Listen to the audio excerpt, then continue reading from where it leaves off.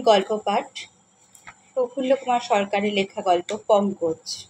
আজ অষ্টমী পর্ব। ঈশ্বর ঘোষ কিন্তু এই প্রস্তাবে রাজি হইল। আমাদের জমি জমা কিছু ছিল, তার উপর আমি কলেজে পড়িতেছিলাম।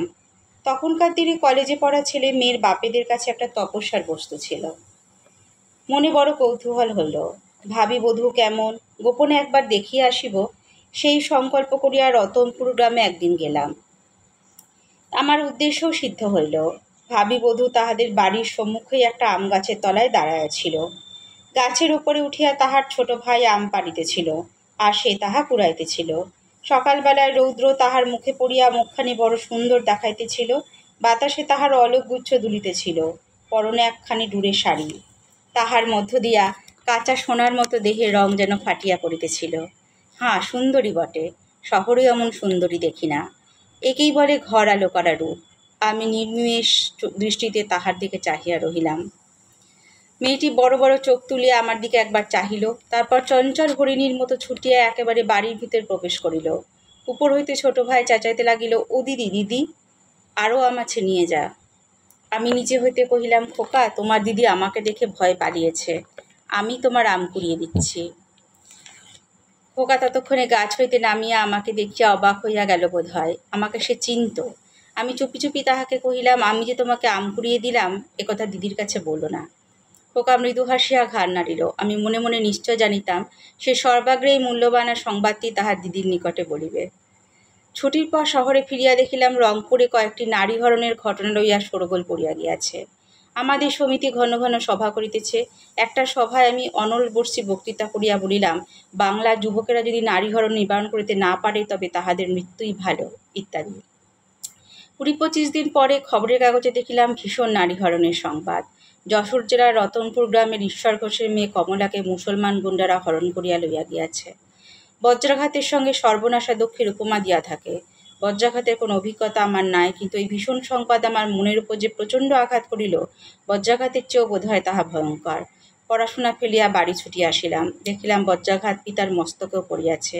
তিনি একেবারে শয্যাশায়ী। ক্ষীণকণ্ঠে আমাকে কহিলেন, আমার সব আশা ভরসা শেষ হয়েছে বাবা, আর বাঁচবার ইচ্ছা নাই। রতনপুর গ্রামে খবর লইয়া জানিলাম কমলার কোনোই সন্ধান পাওয়া যায় নাই। পুলিশ শত চেষ্টা করিয়াও তাহাকে উদ্ধার করিতে পারিতেছে না। পিতা এ ধাক্কা সামলাইতে পারিলেন না। একদিন অকস্মাৎ আমাকে ফাঁকি দিয়া তিনি পরলোকের পথে যাত্রা করিলেন। আমিও বাড়িঘর নিঃসম্পত্তির সমস্ত ত্যাগ করিয়া ইহলোকের পথে নিরুদ্দেশ যাত্রায় বাহির হইয়া পড়িলাম। সেই হইতে স্রোতের জলে ভাসা তৃণখণ্ডের মতো পথে পথেই ঘুরিতেছি। এই গ্রামেই কেবল আমার কার্যকাল একটু দীর্ঘ হইয়াছে। সেই কমলা আজ এই মালতী বস্তির নরকুণ্ডে অসহায়ভাবে মরিতে বসিয়াছে। হা ভগবান, আমার তরুণ চিত্তাকাশে যে প্রথম শুকতারা রূপে দেখা দিয়াছিল, আমার হৃদয় যাহার প্রেমের প্রথম রক্তছটায় রঙিন হইয়া উঠিয়াছিল, তার আজ এই দশা। সমস্ত পৃথিবী সংসার সমাজের উপর ধিক্কার জন্মিল। কার দোষে এই অমূল্য জীবন নষ্ট হইল? কে ইহার জন্য দায়ী? এই মহাপাপের প্রায়শ্চিত্ত নাই, তবু প্রায়শ্চিত্ত করিতে হইবে, সমস্ত জীবন ভরিয়া করিতে হইবে। রোগীর অবস্থা ক্রমে খারাপ হইতে লাগিল। তাহার দেহ ক্রমে অসার অবসন্ন চেতনাশক্তি লুপ্ত হইয়া আসিতে লাগিল। রাত্রি প্রায় দ্বিপ্রহরের সময় একবার সে হঠাৎ চোখ মেলিয়া চাহিয়া চারিদিকে কি যেন খুঁজিতে লাগিল। আমি পাশেই বসিয়াছিলাম। কহিলাম, কি চাও মালতী? পুটিকে? এই যে সে ঘুমিয়ে পড়েছে। নির্বাণের পূর্বে দ্বীপ যেন একবার জ্বলিয়া উঠিল। আমাকে ইঙ্গিতে কাছে ডাকিয়া সে কহিল, তোমাকেই চাই। আজ তোমাকেই বলে যেতে চাই, তুমিই আমার স্বামী। এ দেহ অপবিত্র হয়েছে, কিন্তু মন চিরদিন তোমাকেই পূজা করে আসছে। আমি চললাম, পুটির ভার তোমার উপরে দিয়ে গেলাম। জন্ম ওর যেমন করেই হোক, ও নিষ্পাপ। ওকে দেখো, তাহলেই পরকালে এ দগ্ধ আত্মা শান্তি পাবে। দীপ নিবিয়া গেল। শ্মশানে সব দেহ সৎকার করিয়া সকালবেলা পুটিকে লইয়া বাড়ি ফিরিলাম। এই আমার জীবন্ত প্রায়শ্চিত্ত। আমার সমস্ত শক্তি ও সাধনা দিয়ে ওকেই মানুষ করে তুলতে হবে। পুটিকে কহিলাম, তোমার নাম আজ থেকে পঙ্কজা। মনে মনে ভাবিলাম, পঙ্কের মধ্যে ওর জন্ম, কিন্তু ওর শতদল পদ্ম। পুটি ফ্যাল ফ্যাল করিয়া আমার দিকে কিছুক্ষণ চাহিয়া থাকিয়া শান্তভাবে বলিল, আচ্ছা। দুপুরবেলা স্কুলে যাইতেই বুঝিলাম সমস্ত শিক্ষক ও ছাত্রদের মধ্যে একটা কানাঘুষা চলিতেছে, এবং আমি তার লক্ষ্য। টিটকারি ও চাপা হাসির শব্দ আমার কানে আসিল। স্কুলের পণ্ডিত টিকিধারী কাব্যতীর্থ মহাশয় আমাকে দেখিয়া বলিলেন, কি হে ভায়া, ডুবে ডুবে জল খাও। এতদিন আমাদের চোখে কি ধুলোই দিয়েছ, কিন্তু ধর্মের কল বাতাসে নড়ে। কোনো ২-৩ জন মাস্টার হাসিয়া উঠিল। আমি কিছু উত্তর দিবার পূর্বেই দপ্তরি আসিয়া কহিল, হেডমাস্টার মহাশয় আপনাকে ডাকিতেছেন। লাইব্রেরি ঘরে হেডমাস্টার মহাশয় একা বসিয়াছিলেন। তাহার গম্ভীর মুখ আমাকে দেখিয়া আরো গম্ভীর হইয়া উঠিল।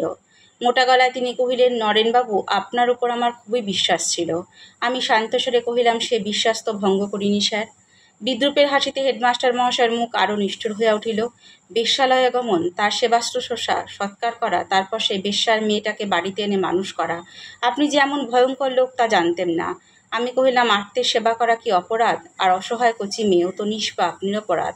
হেডমাস্টার বিরক্তিপূর্ণ স্বরে বলিলেন, আপনার ওসব ধর্মের ভণ্ডামি আমি শুনতে চাইনি। স্কুল কমিটির সভা হয়েছিল, তারা আপনাকে বরখাস্ত করেছেন। আপনি এই মুহূর্তে স্কুলের সংসদ ত্যাগ করুন। আমি শির উন্নত করিয়া বলিলাম, তাই হবে। পরদিন অতিমত্ত সে গ্রাম ত্যাগ করিয়া আবার নিরুদ্দেশের পথে যাত্রা করিলাম। সঙ্গে রহিল কেবল পঙ্কজা। শুনলেন কবি প্রফুল্ল সরকার লেখা গল্প পঙ্কজ। আজ বললাম শেষ পর্ব। গল্প পাঠে আমি মৌমিতা পাল। নমস্কার।